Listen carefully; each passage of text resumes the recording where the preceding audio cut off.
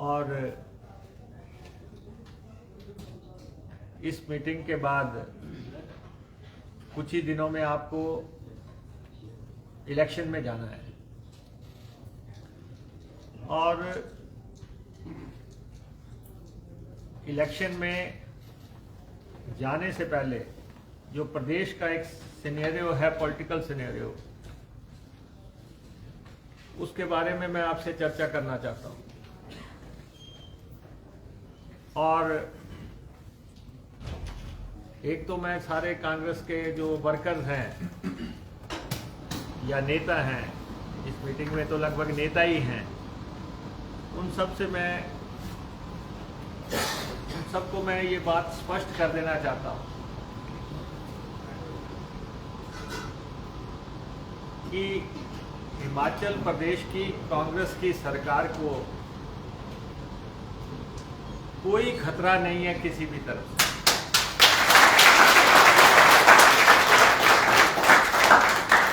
ये अपने मन से, दिमाग से, मस्तिष्क से ये सब वर्कर निकाल दें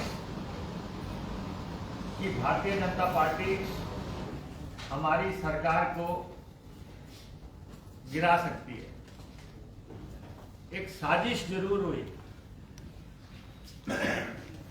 साजिश हुई हिमाचल प्रदेश की सरकार को धराशायी करने की, लेकिन कहते हैं जाको राखे साइयां, मार सके ना कोई। और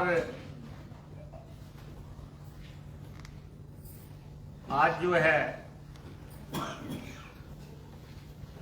मैं प्रतिपक्ष के नेता जयराम ठाकुर जी का बयान देख रहा था। उनका कहना है कि हिमाचल प्रदेश की सरकार जो है वो अल्पमत की सरकार है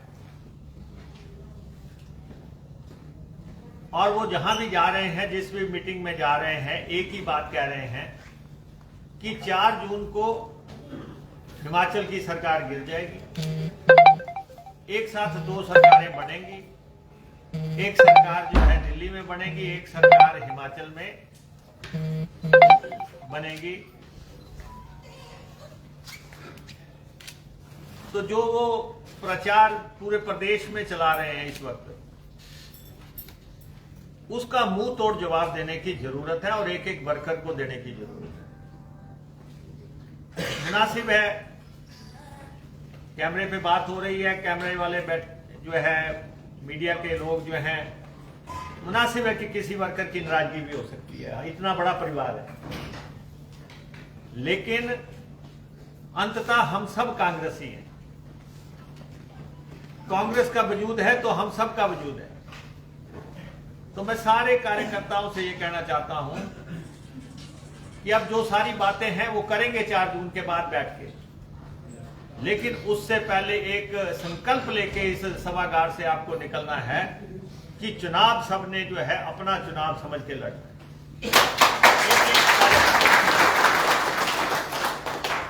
हम सबको मिलके ये चुनाव लड़ना है। हमारा अस्तित्व कांग्रेस पार्टी की वजह से, और हिमाचल प्रदेश विधानसभा में 68 कुर्सियां लगी हैं और 68 विधानसभा हलकों से लोग उसमें जाते हैं और 14 महीने के अंतराल के बाद एक घटनाक्रम हिमाचल प्रदेश में हुआ कि हमारे खिलाफ एक चक्रव्यूह रचा गया सरकार के खिलाफ, और राज्यसभा के चुनाव आए तो इस समय हम विधानसभा में 40 कांग्रेस के विधायक थे और 3 इंडिपेंडेंट विधायकों का भी हमें समर्थन था। इसका मतलब हम 43 की संख्या पे थे, भारतीय जनता पार्टी 25 की संख्या पे थी। चुनाव हुए और भारतीय जनता पार्टी ने जो चक्रव्यूह रचा था उसमें वो राज्यसभा की सीट जीत गए, चाहे वो टॉस पे जीते, लेकिन वो चुनाव जीत गए। बस वही एक दिन उनका दिन था, वही दिन था उनका। उसके बाद भारतीय जनता पार्टी हिमाचल प्रदेश की ऐसे चक्रव्यूह में फंस गई है। आज सबसे बड़ा विद्रोह अगर है तो भारतीय जनता पार्टी के अंदर चल रहा है। अगर सबसे बड़ी बगावत चल रही है तो भारतीय जनता पार्टी के अंदर चल रही है। भाजपा के नेता, भाजपा के कार्यकर्ता, ये जो 9 लोग कांग्रेस से गए हैं या निर्दलीय गए हैं, इनको बर्दाश्त करने के लिए तैयार नहीं। जगह जगह बैठकें हो रही हैं, जगह जगह मीटिंगें हो रही हैं कि कुछ भी हो जाए, ये कांग्रेस से जो आए हैं इनको हराना है। टिकट चाहे ये भारतीय जनता पार्टी के एक फार्मूले के तहत लेके आ गए हैं, लेकिन भारतीय जनता पार्टी का आम कार्यकर्ता संकल्प ले चुका है कि कांग्रेसियों को हम अपनी टिकट पे बर्दाश्त नहीं करें। और आपने देखना नतीजे उसी तरीके से आएंगे और विधानसभा की 6 सीटें कांग्रेस जीतेगी। आप किसी भी कॉन्स्टिट्यूंसी में चले जाओ, जो 6 सीटें खाली हुई हैं, हर जगह भाजपा के लोगों को मनाने का प्रयास चल रहा है।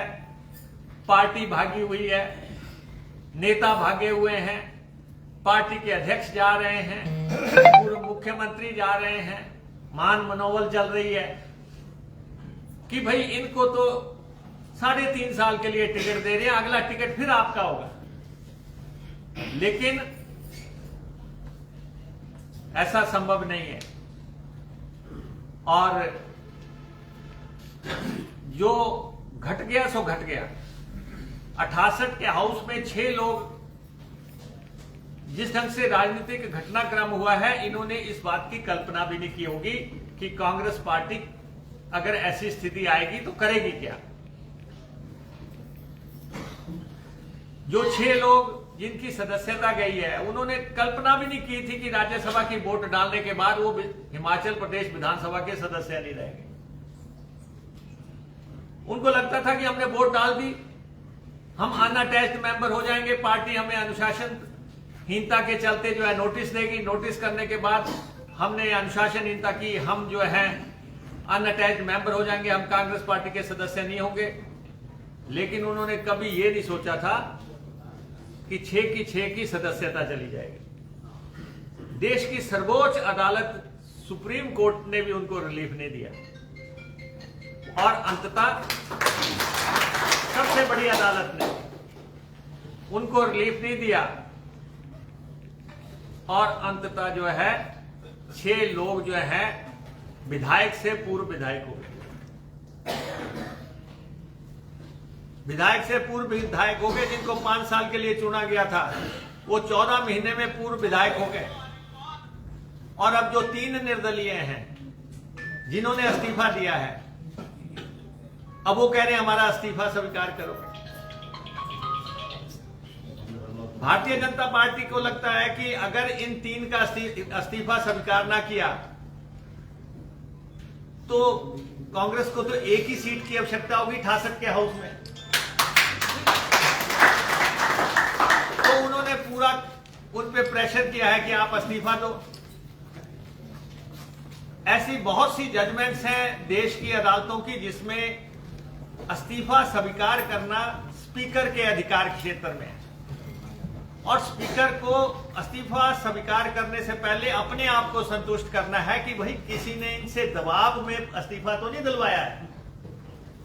वो पूरी इंक्वायरी करने का अधिकार स्पीकर के पास है।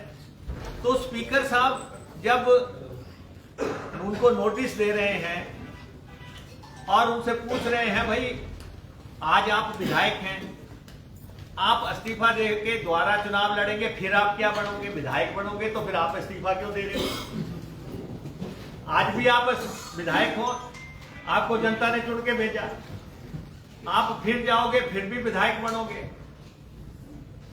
तो ऐसी परिस्थिति खड़ी हो गई है कि 68 में से अभी तक 6 जो है बाहर हो गए।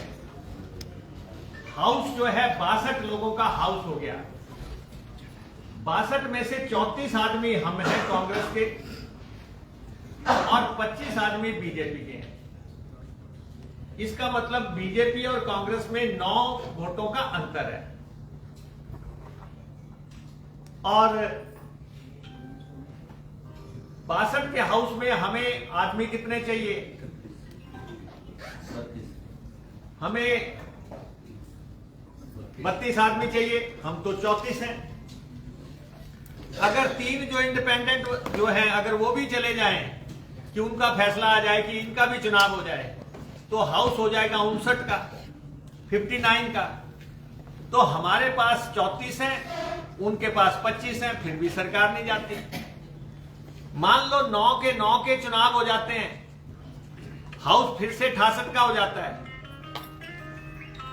तो हमें 68 के हाउस में हमारे पास 34 है, हमें 1 सीट चाहिए और उनको 68 का हाउस में जो है 35 करने के लिए 10 सीटें चाहिए। 9 का इलेक्शन हो रहा है।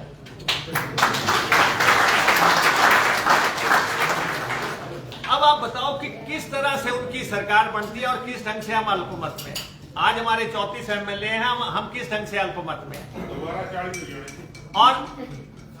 और हम सब कांग्रेसियों को संकल्प लेना है कि हमने जो इनके मुंह में घी शक्कर, हमने फिर 40 होना है। किसी आंकड़े में भाजपा की सरकार नहीं बन रही। ठीक है, एक समय हम सजग नहीं थे तो परिंदा चोंच मार गया। अब हम पूरी तरह सजग भी हैं, सक्रिय भी हैं और जिस पार्टी को सिर्फ एक आदमी की जरूरत होगी फुल हाउस में, 68 के हाउस में,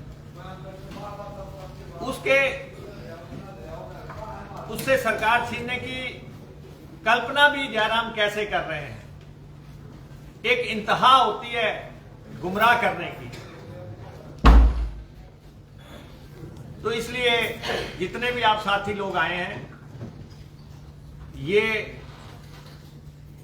मन को अपने को पूरी तरह शांत करके जाइए कि सरकार हमारी है, हमारी रहेगी, हमारी ही रहेगी। जो समीकरण इन्होंने शुरू किया था, जो लड़ाई शुरू इन्होंने की थी, आज ना तो जिनको 6 लोगों को चुनाव लड़ना पड़ रहा उनको समझ आ रहा है कि ये हुआ क्या, ना ही बाकियों को समझ आ रहा है, जो इंडिपेंडेंट्स है उनको समझ आ रहा है कि ये हुआ क्या। कांग्रेस की तो सरकार चल रही है। तो इसलिए सब लोग जो है अपना पार्टी के प्रति धर्म निभाते हुए, और स्थिति क्या है, मैं कुछ कॉन्स्टिट्यूएंसी में मेरे को लोग मिल रहे हैं आके, लोग कह रहे हैं जी कांग्रेस का कोई भी खड़ा कर दो, ये तो हमने ठप देना।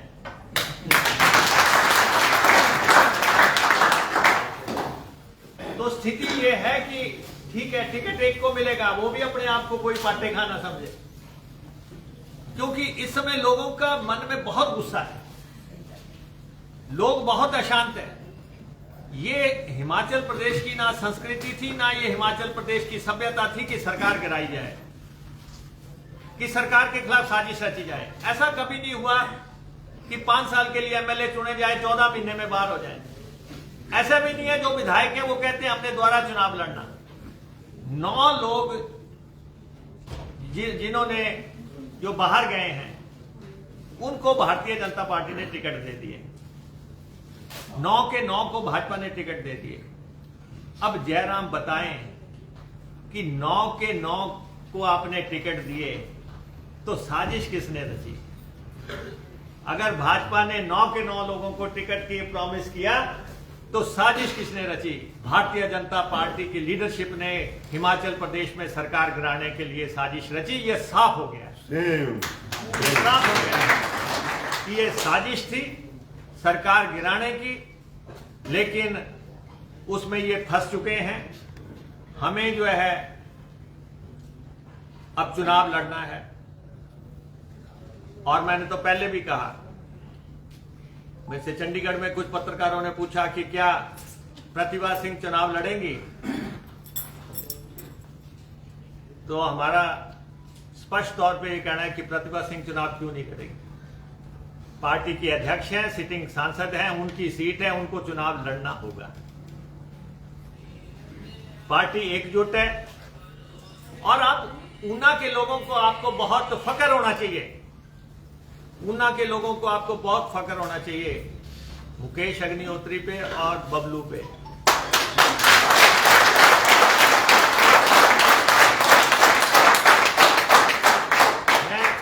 मैं जिस दौर से गुजर रहा हूं जीवन के, जिस दौर से मैं जीवन में गुजर रहा हूं, लेकिन मैंने शिमला में जाके सरकार बचाने के लिए वोट डाला।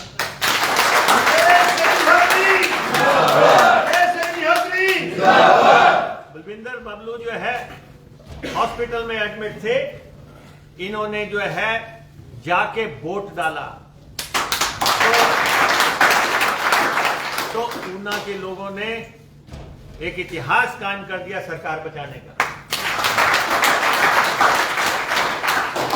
विपरीत परिस्थितियों में दोनों अगर ये सोचते रहते कि हमारे पर तो ऐसी परिस्थितियां हैं कि हम वोट नहीं डाल सकते जाके, लेकिन हमने वोट डाला, सरकार बचाई और सरकार आगे के लिए जो है जितने दिन वहां पे विप लगा रहा, हम वहीं पे रहे। बजट भी पास हुआ और उसके बाद सरकार भी स्टेबल हुई और उन शक्तियों को भी बहुत धक्का लगा है जो लोग ये सोचते थे कि रात के अंधेरे में, कुछ लोग तो उस दिन सुबह 7:30 बजे गवर्नर हाउस में चले गए थे कि शाम को हमें शपथ दिलाई जाए। मैं उनका नाम ज्यादा नहीं लेना चाहता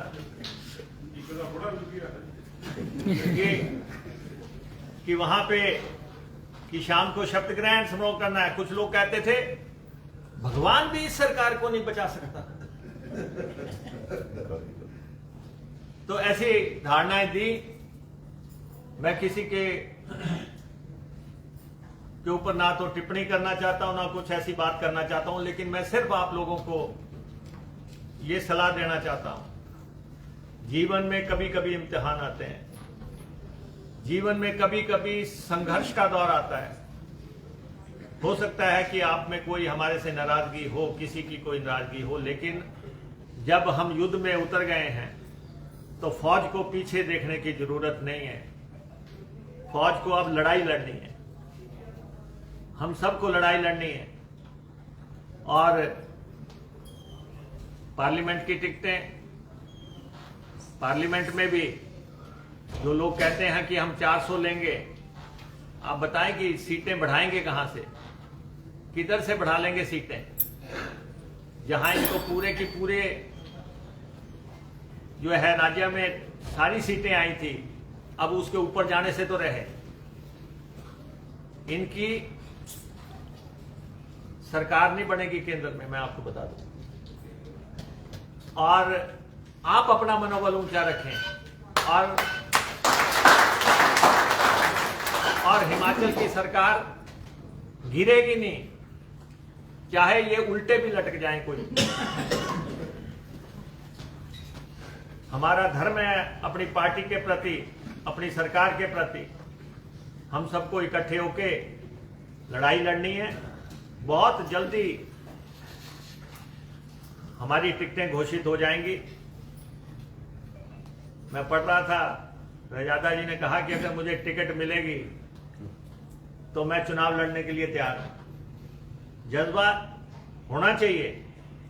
और अगर ऊना से टिकटार्थी होता है तो मैं आप सबको यह कहना चाहता हूं कि अगर ऊना को टिकट मिलती है पार्लियामेंट में तो एक तरफा व्यवहार आप सबको कर देना चाहिए।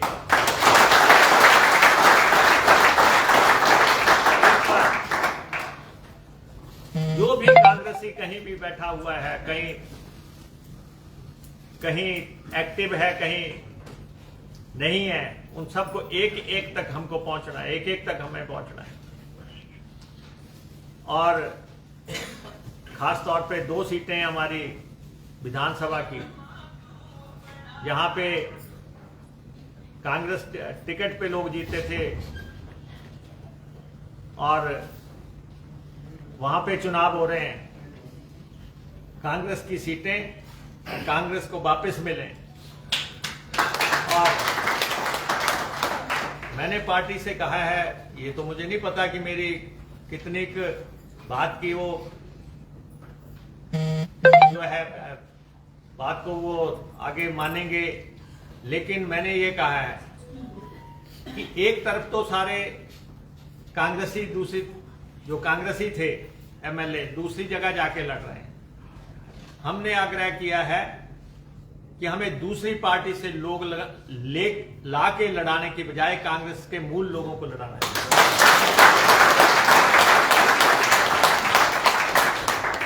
कांग्रेस के लोग जिन्होंने इन लोगों को जिता, अभी तो लड़ाई हो रही है कांग्रेस वर्सेस कांग्रेस के बागी, भाजपा तो कहीं नहीं है।